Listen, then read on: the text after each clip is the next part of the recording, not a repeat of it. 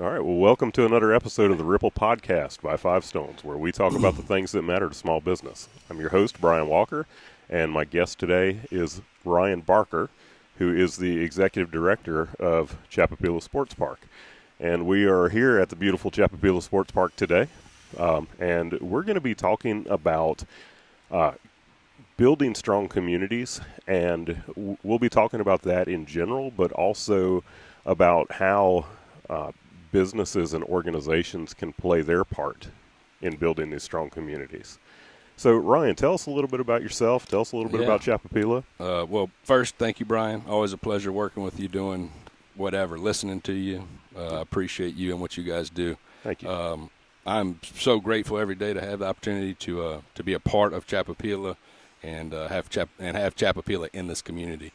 And we work hard to create programs to help children in this community, honestly, and we strive for that daily. And I think I know we've assembled a team that believes in the mission and carries it out daily. So a little of what we do in a nutshell is Monday through Friday, our primary focus is the local tax base, and we offer youth sports programs, youth educational programs, adult programs, mainly sport right now, although we will be getting into education, some STEM activities, which I'll talk about a little later if we have time. So we service our locals, and we're not that we do not service them on the weekends by any means, because the locals utilize our tournament actions on the weekends. But the local businesses and small businesses, restaurants, hotels, gas stations, are on board with what we do, what our hat changes to on weekends, which is more of a facility, and we allow tournament directors to come in here and host various different tournaments and sporting events and dance competitions. And so that is what we are in a nutshell. But most importantly, and no knock on our tournament directors, I have great relationships with all of them, but I'm here for this local tax base to better this community, and this is a community that I grew up in, that I believe in, and that I quite frankly love it. So I've made a point to make a home here and start a family. So a lot of people will see a park like this, and they think about it from the recreation aspect. An opportunity for their kids to come here and play sports and hang out with their friends and just have a good time. But if you're watching this on the video, you can see behind us this banner that is here that talks about the economic impact specifically that Chapapilla has had on our local community. And now this is 2016, correct? yes, this data that you see here is from the events held in 2016. That is correct. Yeah. So those of you who are listening and can't see this, when we look at it, we can see that there were 70,259 visitors that came into Chapapilla Sports Park. And that's even a conservative estimate. Correct. It's based off of tracking the cars that came in and out of the park and many other factors. Yeah. If you don't mind coordinating with the actual tournament director to determine how many teams he's bringing, the radius they're coming from, and we collect as much information as we can from the actual tournament director, because he or she is that source or point of contact for all of their fan base and spectators. So some data was put together by Louisiana Small Business Development Center? Yeah, Mr. Herb Holloway, Yep. Sure. He's been doing it for the last couple of years. So thankful. Shout out to Mr. Herb. He's doing a great job with getting us a nice bounded copy each year of our impacts and what the park, when we turn into that weekend tournament mode, what we do for the community and these businesses. So those 72 or 70,000 people that came through, they don't just come here and play sports. They eat here. That's right. They stay here. That's right. They go shopping here. Like, they make an impact on our local economy. And when we look at it, the visitors spend on retail an estimated $1,442,633 per year. And then on lodging, they're spending $2,885,266 per year. And then on dining, another $1,803,321. That's right. And the total estimate that they're coming up with is $9.6 million that is generated annually that's going into our local economy. That's considered new dollars as well. So that's not even factoring in your locals that are contributing in these weekend tournaments. This is all new outside dollars. So people who lived outside of our parish that are bringing it into our community. So even if you never step foot in this park, but you live in this community, you're benefiting from Chapapila being here. Absolutely. Yeah. So when you look at an asset like this, and it truly is an asset to our community, you have to look beyond just the recreation opportunities to what impact something like this has on your local community. And it is a big, big impact. So, Ryan, as we talk, what are some of the things that you feel are that lead to a strong community? Well, I do want to state that this is opinionated and a conversation that you and I are having. So I'm not the end all be all by any means, but I've worked in I'm a public servant, for my working career, which is 10 years. But quality education by far outweighs any of the other bullet points, in my opinion. Education can be the cure-all to everything, right? Yeah. Another one, not to elaborate too much on education, although we could probably talk for hours, would be good quality governance, which here recently in our parish we do. We have some great leaders throughout our parishes in the mayor's positions and our elected sheriff and in all of our cities. So we have good governance that have foresight, in my opinion, and then quality program, which it's dear to me because we can actually provide some of these quality programs and be a part of that and be proactive in our community to strengthen this community. And then most important, my man, is got to be supportive parents and guardians. That's everything to a child. Yeah. The support, the encouragement. And it doesn't have to be your biological family. It could just be a neighbor. It could be someone, a parent who recognizes the hard work a child's given from another team. And that's one thing we're trying to encourage. We have these clinics where we bring all the teams together and we try to mix them up so each coach can work with a different player from a different team. So when game time comes around, they're not coaching that child, but they know that child. They recognize their face, and they build a relationship with them. And that's what it's all about, in my opinion. Those points. So let's talk about these.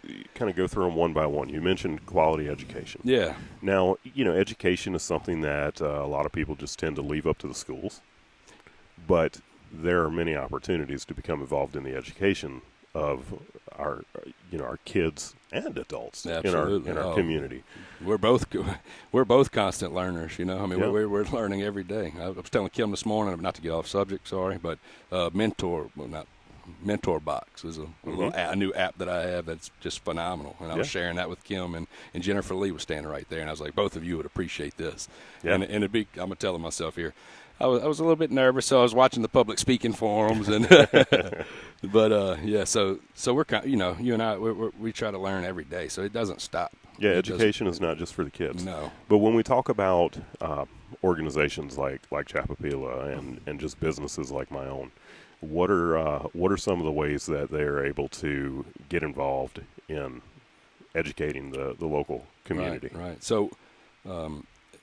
At Chapapila Sports Park, I'll start there, is what we feel we're experts in is more health sport related, although a lot of our staff members' background is from education or have been former teachers.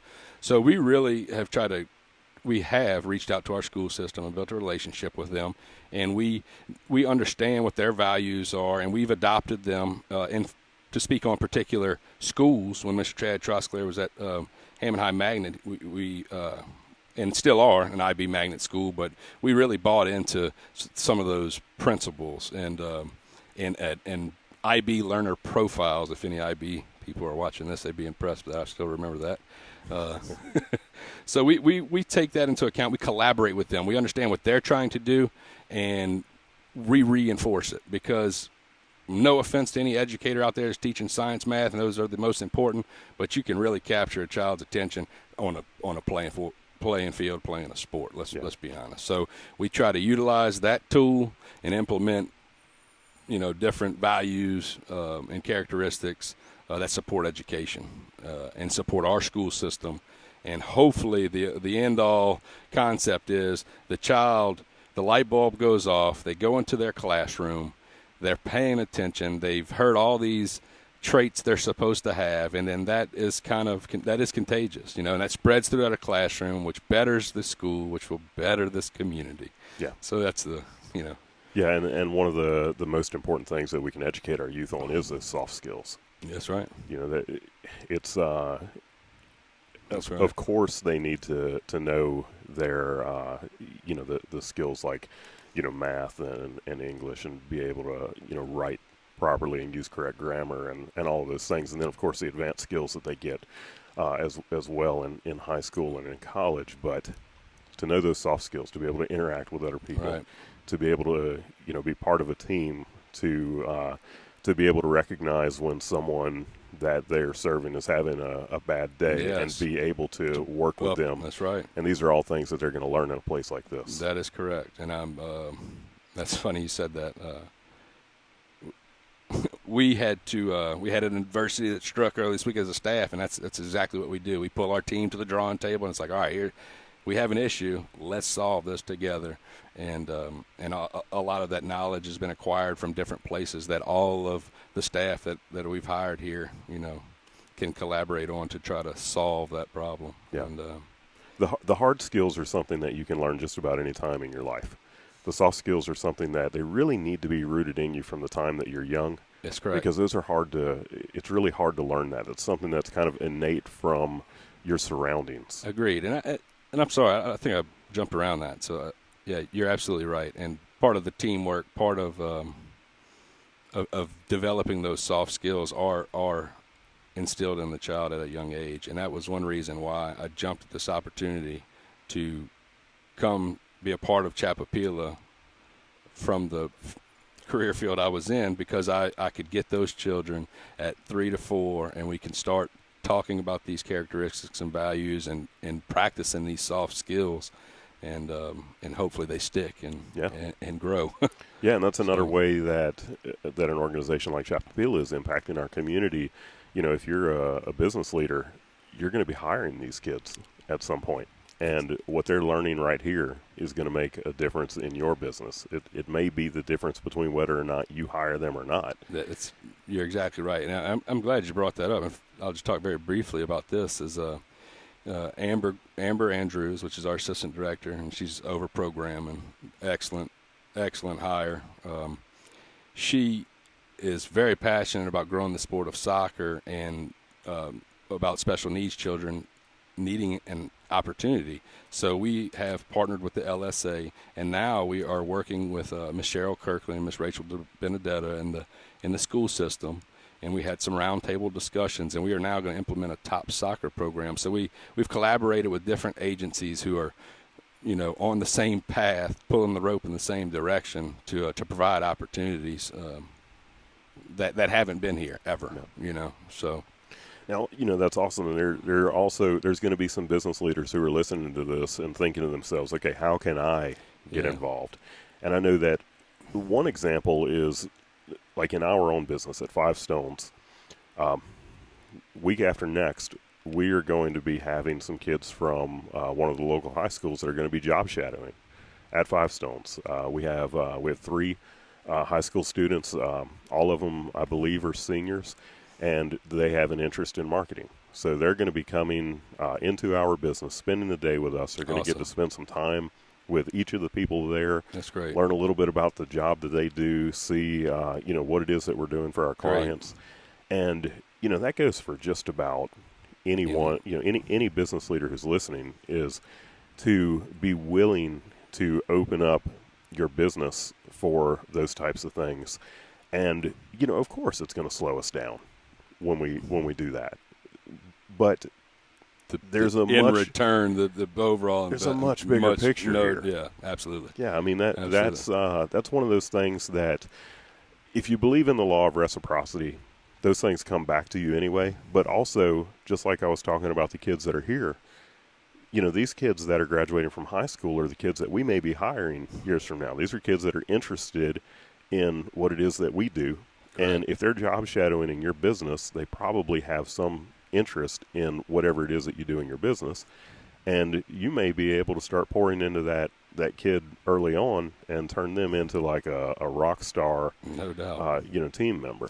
And I'm telling you, who's doing an excellent job of that right now is Miss Drago at Hammond High with the Pro Start. Yes. She is just rocking it. And Miss Patty Johnson passed the torch. She was excellent and passed it to Miss Drago, and she has taken it and run with it, and she's doing an excellent job. And so I didn't want to ramble on, but when I brought up Miss Cheryl Kirkland and Miss Rachel DeBenedetta, they're over the special education department for the school system, and there's a program, it's a community CBI, community-based instruction, and part of the soccer program that we're going to partner up with them, and we're also going to partner up with them during the school hours and have them shadow some of our grounds crew members and learn how to, turn over fields, the timing on irrigation, and just what you said, bring them in almost as a shadow / intern and throughout the school day. So we're really excited to get that off the ground next fall. Now, the next thing that you talked about was quality governance. Yes. Now, as businesses and as business leaders and organization leaders, we get to work with the people who are our local elected officials. Correct. Very often, or at least more often than many of the general public do, because they're usually involved with the business community. We get to know them. They come to us and ask us our thoughts and opinions on things, because a good elected official wants to know how the decisions they make are going to affect, not only just the general public, but their local business community, the organizations that they work with. What are some ways that you find that y'all get involved, here at Chapapilo with the local governance and just the... So one, and I'll start here within the city limits of Hammond, is Mayor Pete Pinapinto's got an excellent after-school program for the city of Hammond, and the Hammond Rec Department does a great job, Miss Doty, and we partner up with them to try to provide opportunities. I understand his programs and what he's offering, and we just, once again, reinforce it, and with our sports, implement the educational programs, going back to education, but working with the mayor and his staff. So we work hand in hand with Hammond Rec and what their programs are to support them in any way we can. We support who is in office in our area with any initiative. We're working with the parish. We brought the job fair here this year, so it's going to be at Chapapilo, and we're working with Tina Roper and Parish President Robbie Miller with that, and we're excited to have that here. So we really support and help facilitate whatever additional services, programs that they offer. I'm personally a part of the Greater Hammond Chamber, the United Way board, and Hammond Education After School Alliance. So I volunteer my time outside of Chapapilo, but representing Chapapilo to show that we're here to help. All agencies at the table. Who's got ideas? How can we implement them? We want to help. And I try to make that known throughout the parish. So if you're watching and that's not known, please write that down. So we are here to help. Yeah, and getting involved with those boards like that is something that's very important. I know I serve on the Tangipahoa Economic Development Foundation board, so we get to help make decisions for our parish, and not only make decisions, but actually go out and try to attract certain types of businesses here that we want here. And there's all kind of ways that you can get involved with that. But, definitely part of a strong community is that quality governance. Yes. The next thing that you talked about was open communication and collaboration. And I think that that's a huge one. Tell us a little bit about that. Yeah, so I have to give props to Mr. Chad Trosclair there. He's huge on open communication and collaboration. Whereas that was always a weakness of mine. I have the mindset of, one, I'd rather just do it myself, and he really opened my mind up to, more heads are better than one. Let's get everybody at one table and collaborate. And I was bought in after a semester of working for him, under him. He's a mentor of mine, and so It's just, the old Amish communication rules the nation. I just believe in it. No, you don't know what you don't know. Yeah, and when we were talking earlier, you were actually talking about how the organizations like Chapapila and some of the other local nonprofits and just anyone and everyone who is involved in driving the community and making the community better, needing to all get on the same page, right, and know what each other are up to, right. Yeah, thank you for bringing that up. I didn't want to sit here and act like I was forcing them to do this, but we have some really creative minds in these director positions, all throughout town. The DDD with Chelsea Tallow is doing a great job. Deanne Davis and I work together, and it is starting to come together, but it's, we're all here for the same purpose. We are all fighting the same battle. If we could carve out some time to sit down, I guarantee you we could help each other achieve these goals a lot faster and realistic. We can set some smart goals and achieve them quicker, because all of these people with you, of course, and our elected officials, we all somehow need to find a way, carve out time to sit down, collaborate, and determine how we can continue to bring business here, how we can continue to serve our local tax base, assess the needs of this community, and let's target what's the top priority, and let's go after it and chop it off, a little at a time. And it's doable. There's so many people out here. We take the DIY, the do-it-yourself mindset. We like a program. We see it implemented on a national level, mainly speaking about the National Parks and Recs. We'll bring it here and we'll implement it ourselves, and with good intent, obviously. So. Yeah, like in my business, for example, just to kind of give an analogy on, to the listeners on what you're saying. At Five Stones, we have a stand-up meeting every morning. It takes about 10 minutes. And the whole purpose of that is for everybody to go around and say, this is what I'm working on today. And they say, their top 1 to 3 things that they need to get done that day. And the entire point of that is so that everyone else in the building knows what it is that the others are working on, because they may be able to help out. They may have some information that person needs to know or something like that. So I love it. That's within a small organization like Five Stones.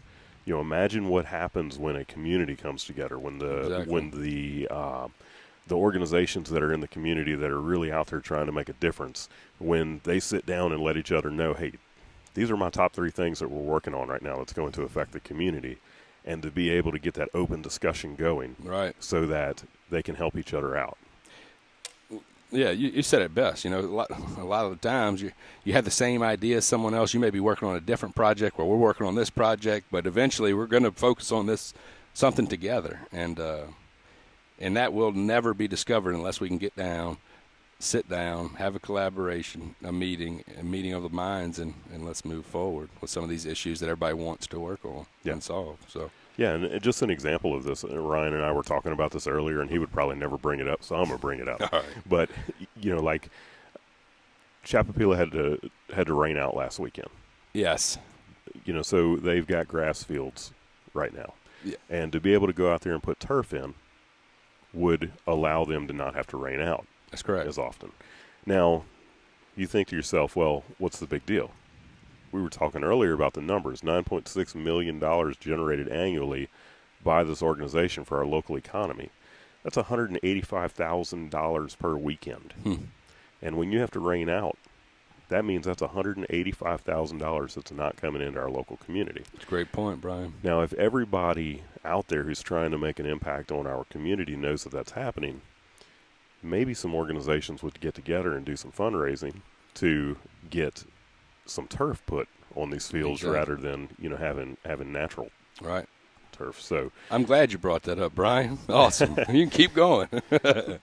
but seriously though, yeah, no, with those kinds of things are important, very much. And when everyone gets on the same page and they understand that something like that is happening, because of the weather, $185,000 lost in our local economy. That's right. That's not just Chapapila that's taking a hit. That's not just the kids not getting to play ball.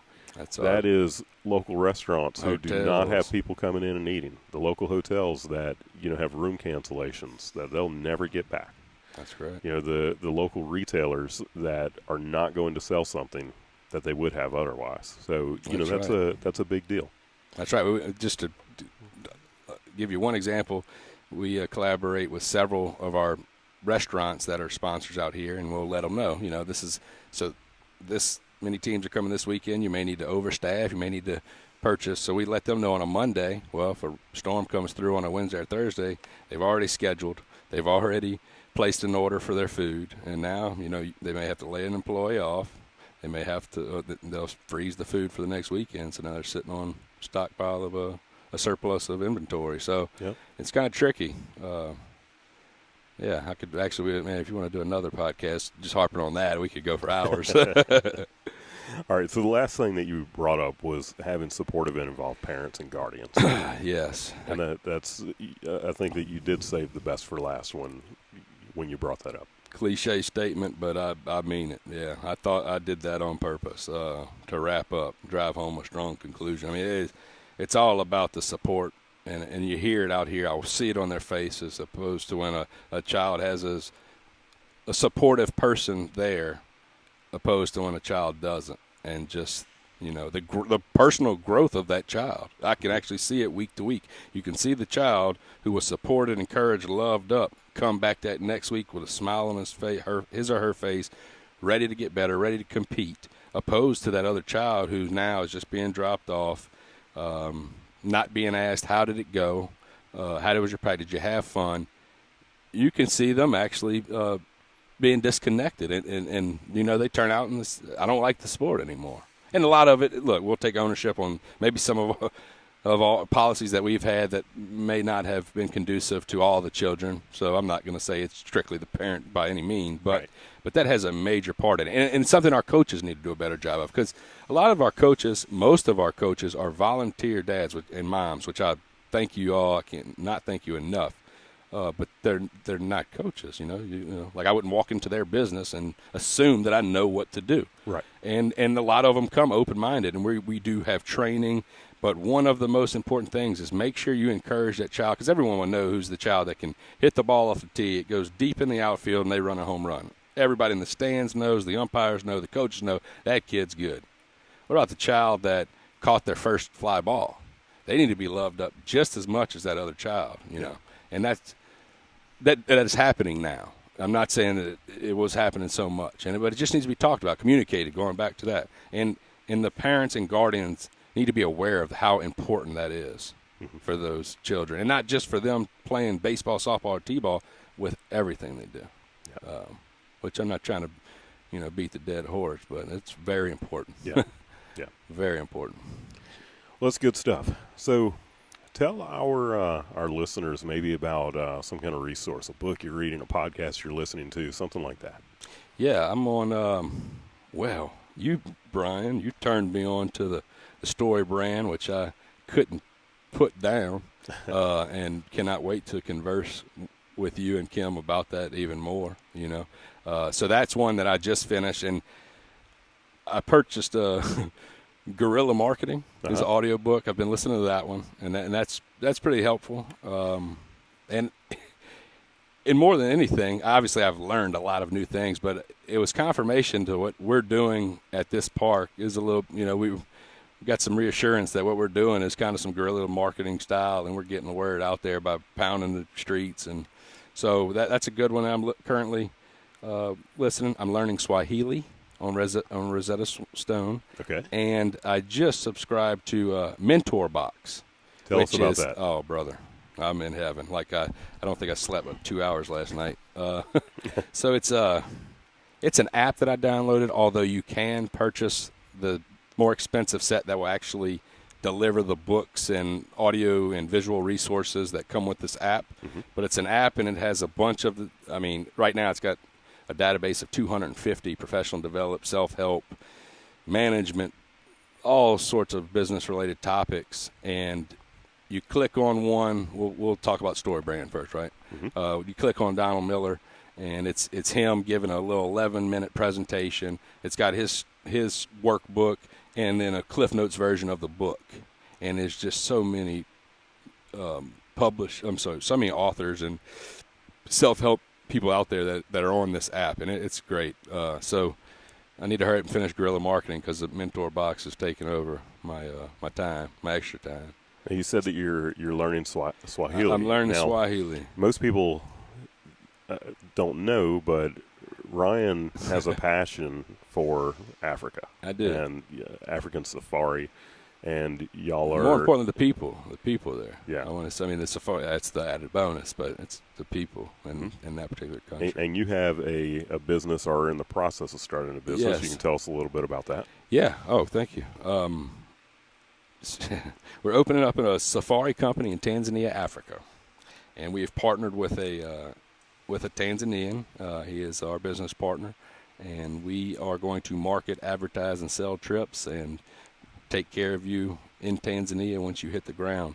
The unique thing about Tanzania is, one, the people are just unreal. 80% of the country lives off $1 a day, and they're all smiling and happy and not worried about many things that we worry about on a daily basis. And it's just it's good to see that. It's reassuring to see that. It was eye-opening to me. I've done some mission work in Haiti. And we were in a mountainous region in Haiti, and there were kids there, and I'm talking about kids that are like 6, 7 years old. You know, they probably weighed, I don't know, 50, 60 pounds, something like that. And they're walking up the mountain with like a 3-gallon jug of water on their head. No doubt. And they just have the biggest smile. You know, they are happy. They are enjoying life, and, you know, working like an adult would here. Absolutely. You know, and it's a different way of life, and they don't take anything for granted, and it was very eye-opening to me. It changed my entire perspective on some things. And I saw pictures from your last trip to Africa, and saw you interacting with the kids and some of the families there. Oh yeah, and could see it in your eyes. You know, it's not. It is getting chills right now. It is so much more than a business for you. Oh yeah, that's just my way over there. You know, Yeah. That's just my way over there, and my way into it. I'm really excited to start that, and it will not conflict by any means with my job and responsibilities here. Trust me, our partner in Tanzania has been doing it for 26 years, so he's running the show. We kind of just sit back and support him. So yeah, if you want an amazing trip to Africa, definitely reach out to Ryan about it. Absolutely, and more importantly, just to follow up on education, is these people are just craving and starving for education and knowledge, and one of our give backs is going to be a 501(c) Enrich Tanzania, and we're going to build an early learning center. Nice. We're going to start in Ola City, Arusha. Yeah. And we're really excited about that. That's we're going to create jobs, provide education, and just fired up about it. Provide clean water. We're going to put water well on the site. So yeah, that's great. Yeah. Well, tell us where people can find y'all online, both Chapapila and Tanzania Adventure Tours. Okay, Chapapila, it's Play, www.playcsp, acronym for ChapapilaSportsPark.com. And for snippets and quick information, you can find us on social media sites, Facebook, Instagram, and TanzaniaAdventureTours.com. And we also have a Facebook, YouTube, and Instagram page. So if you're involved, if you're not wanting to go to Africa but want to get involved, you can let me know. Any way. Sending one sewing kit would help. Anything. So. All right. Well, thanks for being our guest today. Hey, thank you. This was great. This was an awesome experience. Thank you. Awesome. Thank you, brother. All righty. That was awesome. That was good. That was real good.